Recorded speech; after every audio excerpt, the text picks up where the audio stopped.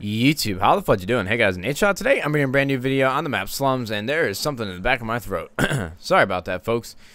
So what I'm bringing you guys today is a shotgun gameplay where it was a league play match, and I had an M8 to begin with, but people were shooting my body. You're going to see here in a second on this next respawn. I'm going to get to the middle of the map, start putting in some shots into a guy, and he had an MSMC, so I figured I'd bring out my SMG because that's the best gun that I can use, and that's what I'm, most comfortable with. I use an assault rifle just for fun, but you're gonna see right here, shoots my body, so he's acting a little tough, flexing his chest on the internet. So I figured I'd bring out my shotgun just to troll and piss him off, and I actually do really well, and I make 2 people rage quit, so that was kind of comforting. I hope you guys enjoyed the gameplay, but what I want to talk to you guys about today is game development. Now, I'm not familiar with all the coding and all the heebie-jeebie stuff that you need to know about developing video games and making sure that they work properly and things like that.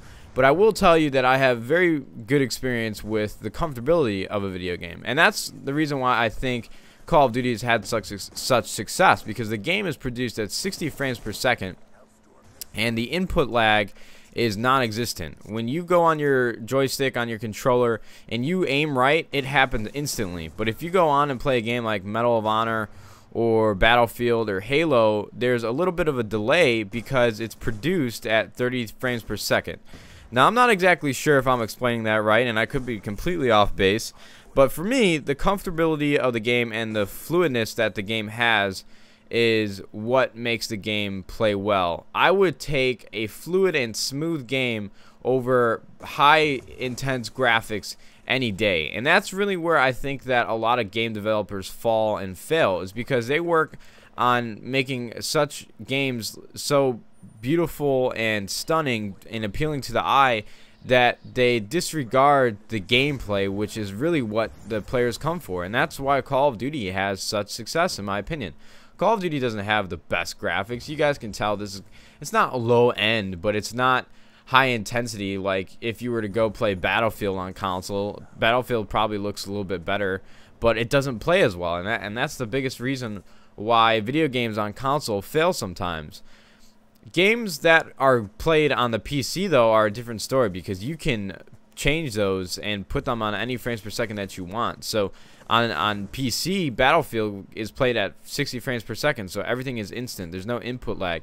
Can you imagine playing on PC with a mouse and moving your mouse right, but there's a couple milliseconds delay, and you can tell? So it's harder to aim, it's harder to move around, the movement isn't as fluid as it should be, and the game just doesn't feel right, and it doesn't play the same. And that's why I wish that I had enough money to start my own developing company. I wish I could manage a team, because they know how to do everything. Like I said, I don't know anything about programming or design or anything like that, but I would love to be a consultant with a developing team or anything like that, because I really feel like I could help make an addictive multiplayer experience.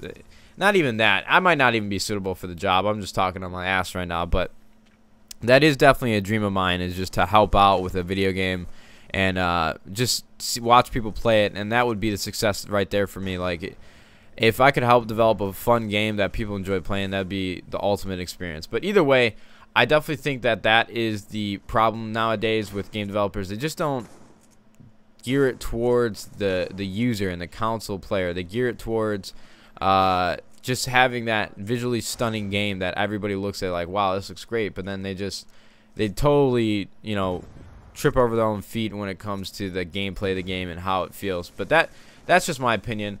Yesterday, you guys saw the PlayStation 4 announcement that was made by Sony. They had a conference, and they announced all of the stuff that they were going to be working on with PlayStation 4. And they came out with a bunch of release titles. Some of them look pretty good. Watch Dogs is one of my favorites that I really want to try out. But nothing really too interesting. They have a new controller with a touch screen on it, and then they really didn't show what the PS4 actually looks like. And they basically just told us that it's going to be more powerful, and that was kind of a given before the conference even started. We kind of knew that that's what they were going to be going towards. If they came out and gave us a less powerful console, I think everybody would have rioted. But either way, I'm optimistic. I'm probably still going to buy the new Xbox 720. New games coming out. It's just even going back to the development of video games, there's just a wide open space right now for a multiplayer experience that we haven't had the honor of playing yet. I mean, Call of Duty is huge. Halo used to be huge. But there's so much open space for a new multiplayer to really come home and take over the space and really be that new addictive experience that everybody wants to play. I'm just waiting for a new company to come on the rise and produce a brand new game, and maybe Bungie's Destiny will be the answer that we've all been waiting for. But either way, I hope you guys enjoyed this video. I appreciate you guys watching. Please leave a like if you enjoyed, and maybe even a favorite as well. Subscribe to the channel, and possibly share the video on Twitter or Facebook. Anything you guys want to do. I'm not holding a knife to your neck here waiting for you guys to do it, but I appreciate you guys watching, and YouTube. We'll see you fudging later.